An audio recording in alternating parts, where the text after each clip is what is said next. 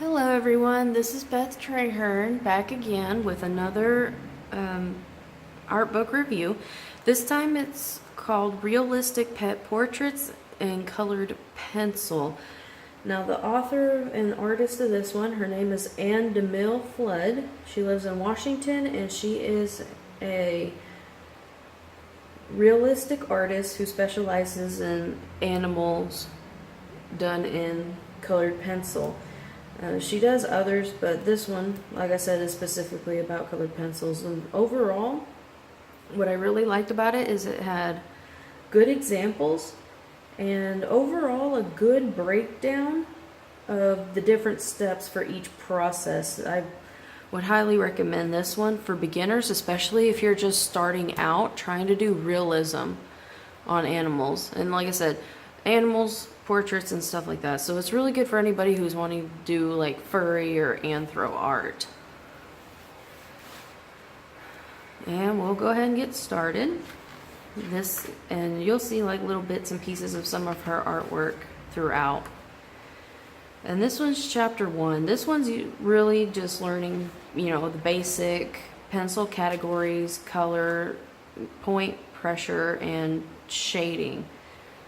And she like color codes and stuff for different things, because as you go throughout the chapter or throughout the book in general, she abbreviates things by numbers or letters, so knowing what those mean and are really good.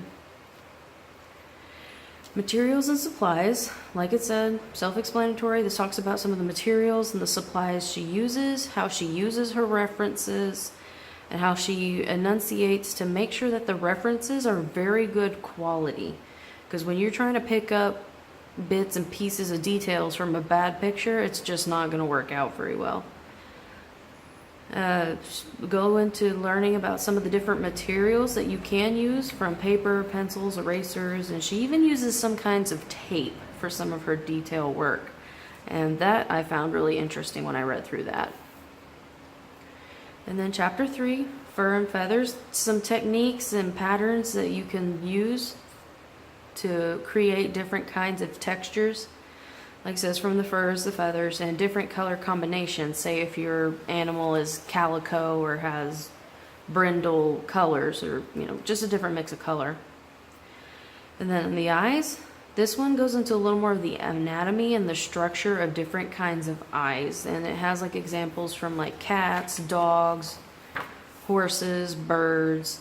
And it even has a little example of a breakdown of all the different colors that she used per space and how she used them. So I thought that was really neat.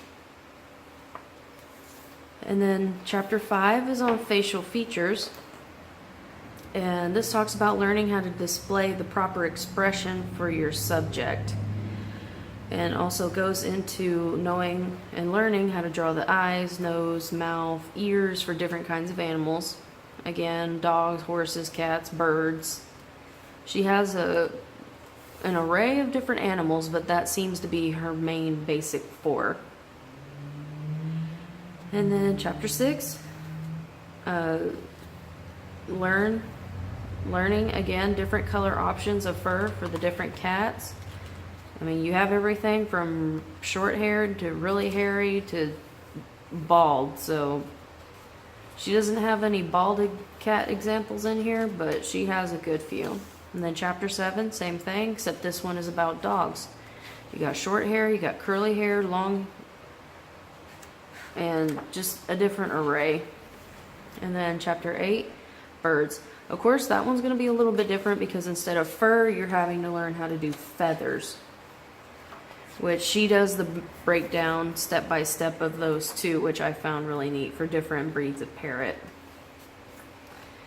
Then chapter 9, horses. Same thing, basically, is examples and step-by-steps of how to color and draw different kinds of horses. And then chapter 10, this one's Cuddly Friends, which basically it's for learning how to do different pets like rabbits and guinea pigs. Just, a little bit of a different thing aside from the usual norm. And that's basically it for this, I mean, she has like some a little bit of an encyclopedia or an appendix type thing of what each thing means. Overall, the book is not very big, and of course, there's some other art books that you can look up for Northern Lights Publishing. Like I said, not very big, but overall very good in display and demonstration. Like I said, I would really recommend this for people who are beginners and who are just starting out and trying to learn. I found it to be very helpful and very good in the fact that it does break it down step by step and makes it a lot easier to comprehend. But anyway, that is the end of this review. If you have a specific request for anything in general, let me know by writing a comment below, and comments, questions, concerns, anything like that. Just leave a comment and let me know, and I'll get back to you as soon as possible. I try to check my YouTube channel like once every day or two to try to keep up with anything. But I hope you found this enjoyable, and I hope it was helpful. And I will see you again at the next one. Have a good day.